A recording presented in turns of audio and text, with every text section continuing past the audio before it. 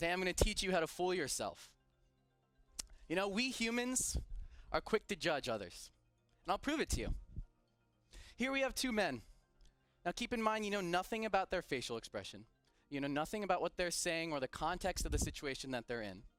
But I want you right now to raise your hand and point to the one that you think is more angry. It's pretty obvious. We all know, for some reason, that the one on the right is angrier than the one on the left. So it turns out us humans aren't much different than the animals you see on Animal Planet or a Discovery Channel that blow themselves up to look more aggressive. Here's another one. This time we have two female figures. If you were to guess which one was your boss, you just walk into the room of your first job, which of these is your boss? Which one would it be? Raise your hand.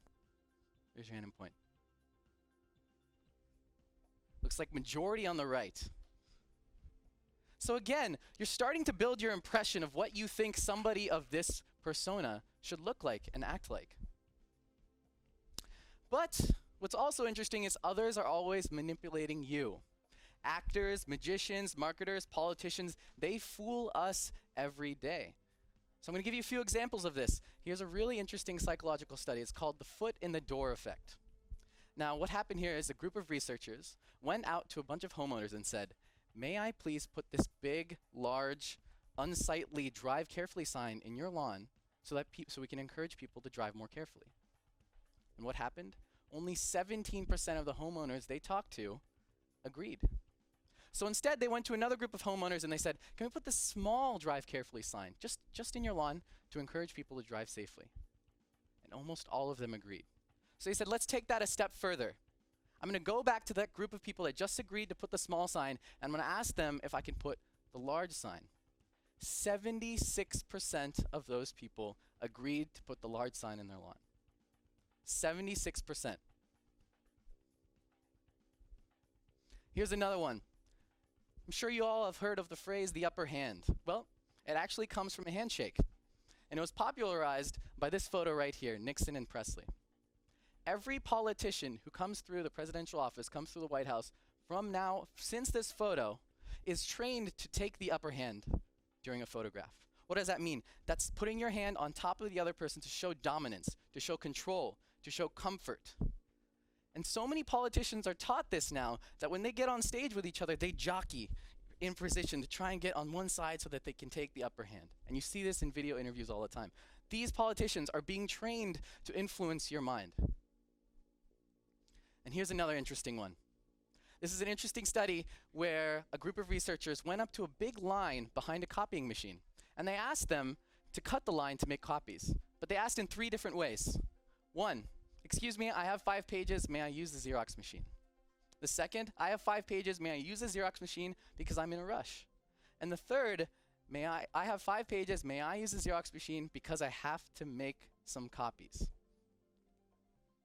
And look at the difference in the conversion rate here, right? For some reason, just by adding on a reason, if it sounds like it's a reason, the conversion rate or the number of people who are saying, "Yes, you may cut the line," increases significantly. And it doesn't even matter what the reason is. Of course you have to make copies if you're going to the copy machine. So I hope I showed you something. We're all easily fooled. But how can we use this fact to our advantage? How can we use this fundamental part of human nature for ourselves? Let me start by asking you a question. When in your life did you truly figure out what you wanted to do? When did you figure out that this is exactly what I want to do for the rest of my life and it clicked?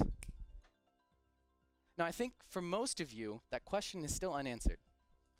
And for a lot of us, we don't actually know when that moment will come.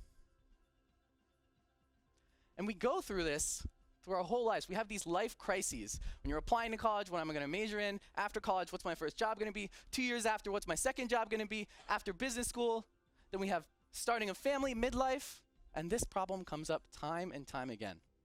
Now, I know what you're thinking. What does this kid know about midlife crises? But hear me out.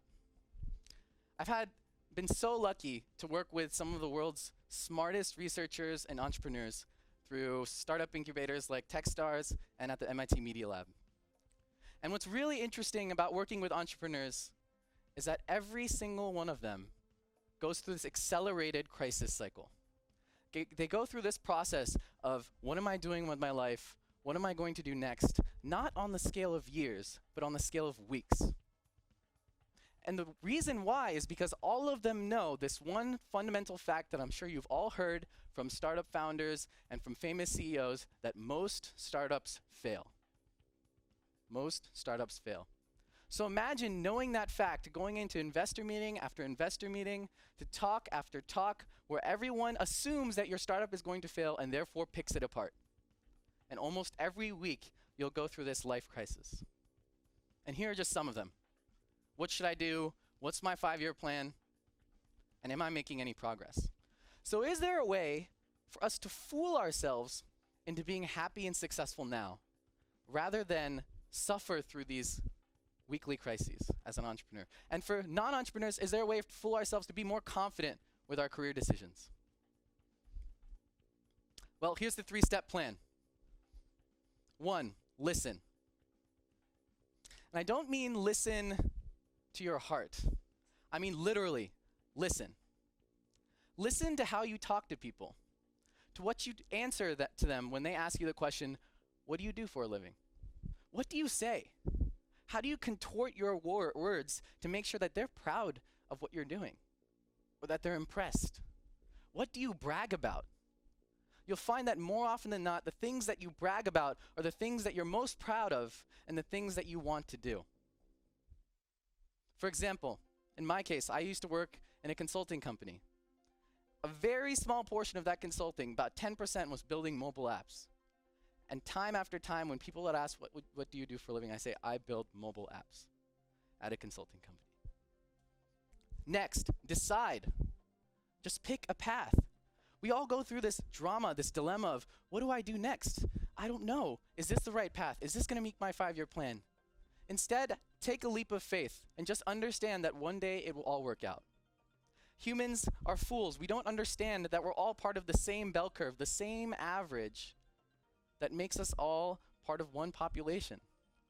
Most people in this room will be completely okay with their lives, but we think we're outliers. We think we're going to be either huge successes or huge failures if we don't take the right coming path.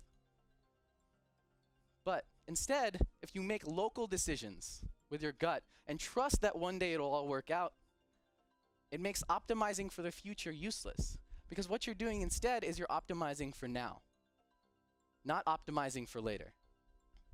Now it's hard because we don't like to deal with change. So here's an interesting story.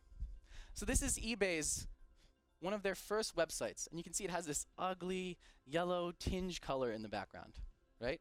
But this was part of their brand. And so at the same time, Google was coming out with Google is starting to become a big deal with their white space and their minimalism, and we just have 2 buttons in a search bar and that's it. So eBay said, why not? We'll do that too. We're going to take away all this yellow and just make it white. What happened? Their inbox was full of complaints. Complaint after complaint after complaint, to boycotts of people saying, I will not use eBay anymore because they're turning into something else. All because the background was changed from yellow to white.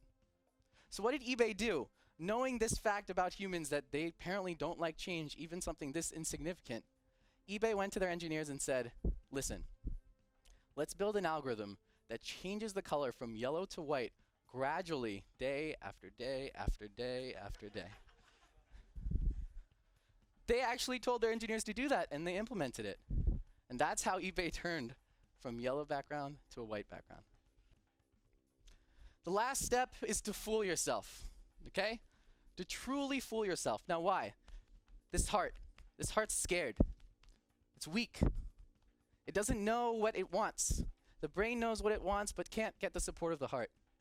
So how do you do that? Well, here's some ways. Smile, exercise, and sleep.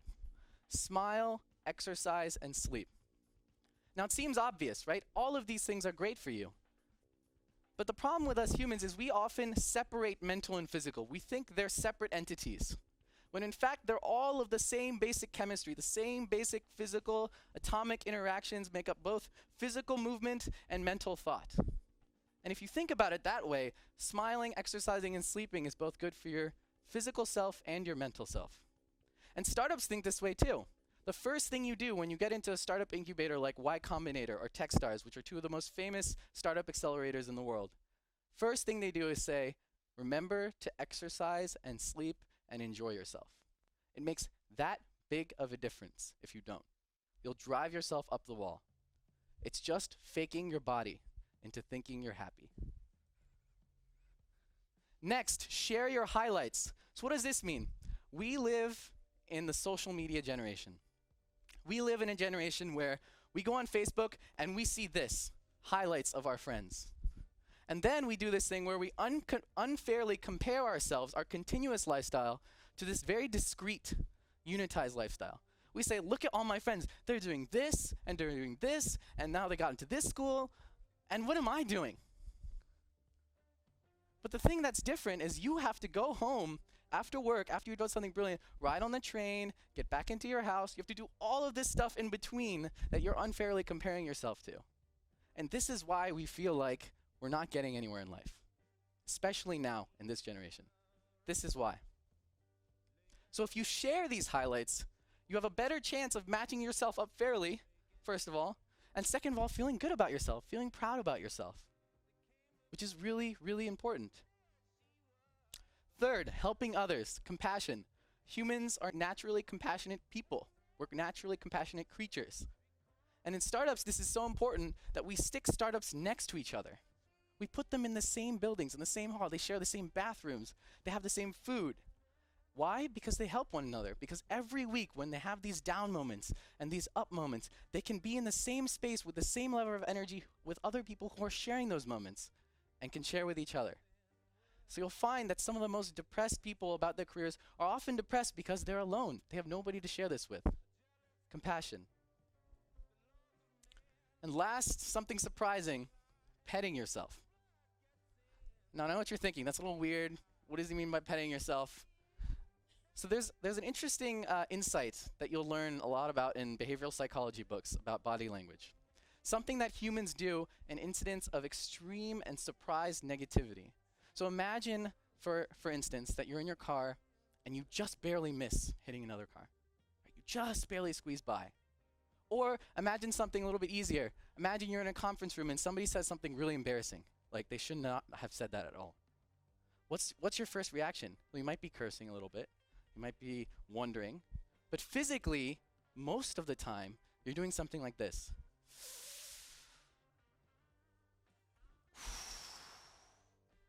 And this is real. Actors are taught this. They're taught to do this in times of shame, in times of surprise negativity. And it turns out that this is your body's way of calming yourself down. It's as if this mental pain is so real that you have this physical reaction to it. To pet it, sort of massage it away. So it turns out if you do this enough, and you go along with it enough, you can actually train your body to respond to this in much the same way you train a dog by petting a dog. So if you follow your gut and listen to what you're saying, and you use some of these techniques to strengthen this scared heart, no matter what failures come your way, if you've really thought it through, and you've really gone with your gut and your heart, your brain will always, always, always validate itself with this statement. But I learned a lot. You will not see somebody who doubted what they've done in their past say this phrase.